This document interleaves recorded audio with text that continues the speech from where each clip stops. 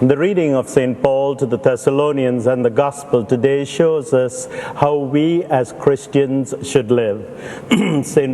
Although they are both directed to those in authority, to the priests, to the bishops, and in the case of the Gospel, to scribes and Pharisees, they could fit any one of us who has got even a small iota of responsibility for others and who deal with others. St. Paul says, we have been no burden to you. We have worked, we have spread the gospel. You have accepted it at the word of God. We have not subtracted or added anything from it. An example that you and I can both admire and imitate. When it comes to the gospel, however, we find Jesus in a diatribe against the scribes and the Pharisees. Now, to be fair to the scribes and the Pharisees, they were good men seeking to keep the law and the traditions of their people. It was here that they found their security. It was here they found a balance and a way to go to God. But very often, especially in the case of the traditions of the people, they were so minute and they required the scribes and the Pharisees to be there to tell the people what to do. The scribes and the Pharisees used this to their advantage. Many a person did not know exactly all the intricacies of the law, and so they constantly had to go to the scribes and Pharisees and say, is this a sin or not? How far can I walk on the Sabbath? Am I allowed to do this? Am I allowed to do that? Things haven't changed in the last 2,000 years, and we have the same problem, or not problem, but the issue in our own days. How often a person has come to me and said, Father, I've been away for the weekend, and I could not go for Mass because the church was too far, and when I came back to town, I was so tired, and even though there was a Mass at 9 o'clock at the cathedral, I just felt too tired to go. Is it a sin? Or, I had a hamburger and it was Friday. Now it's true that this law has been abrogated. It was made by the church and could be changed by the church. But it's still recommended that we should observe this law, but it is not sinful. Or another person will tell me I was on the way to church on Sunday and stopped at coffee time for a coffee, and I broke the fast. Is it a sin? Now, all the answers to these are found in our Catholic Catechism, but somehow or the other we seem too lazy. We need to go to the priests and ask them, as if to say they are walking encyclopedias. And that's what they would do to the scribes and Pharisees in their own day.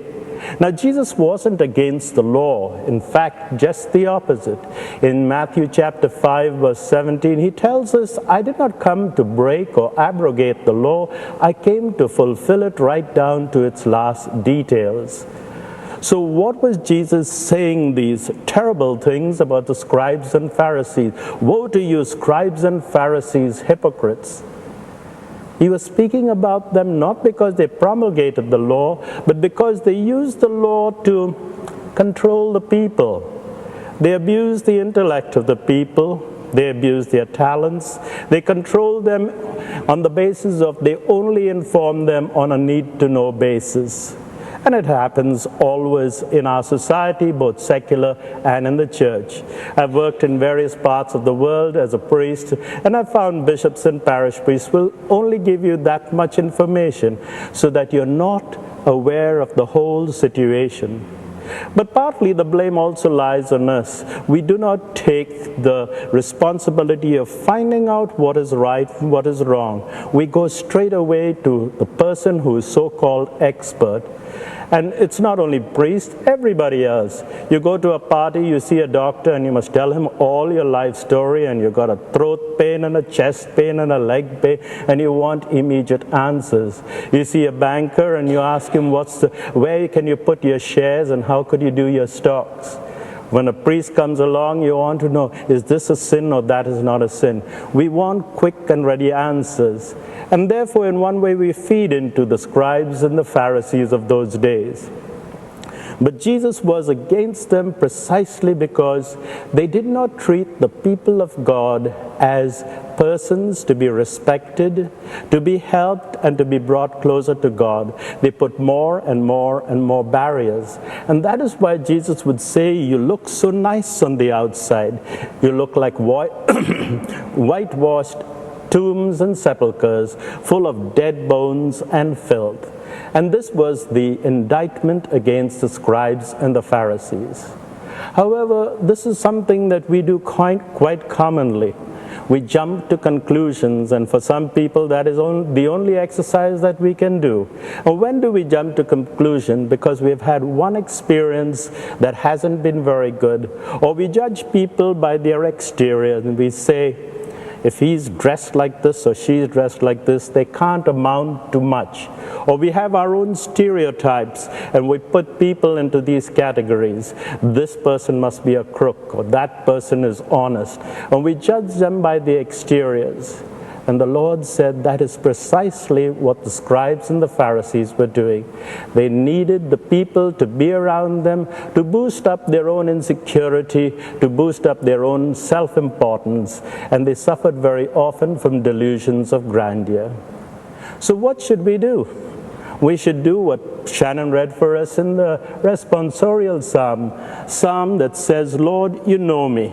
You know when I stand and when I sit. You know my rising and you know everything that you do.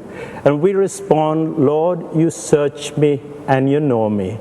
And so really we should put everything in God's hands and realize that it is God who is the one who will judge, not you and I, because we can't see the motives, we can't see the circumstances, we can't see the background to which people act in a certain way and at a certain time.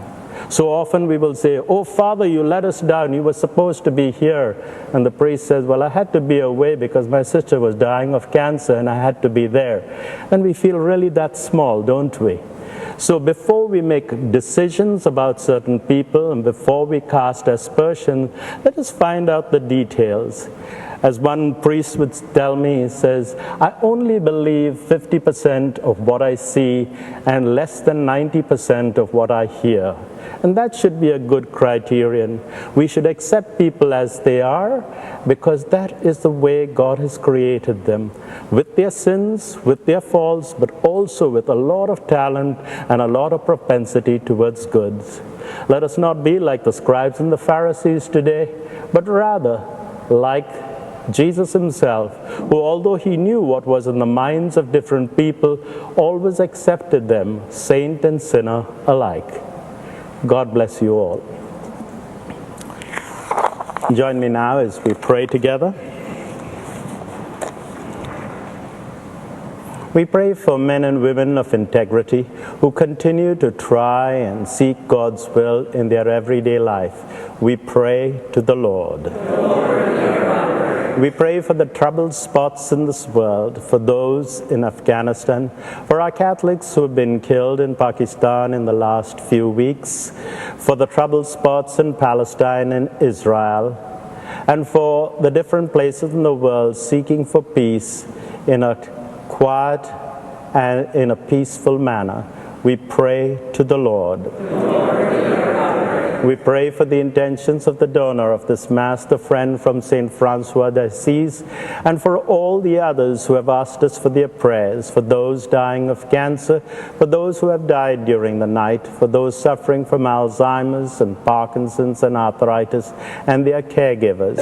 We pray to the Lord. For an increase of vocations to priestly and religious life, for a blessing on the couples that are getting married during this season, we pray to the Lord. Gracious God, we thank you for the many gifts that you have given us and for this opportunity of celebrating the Eucharist with this community. We make this prayer through Christ our Lord. Amen.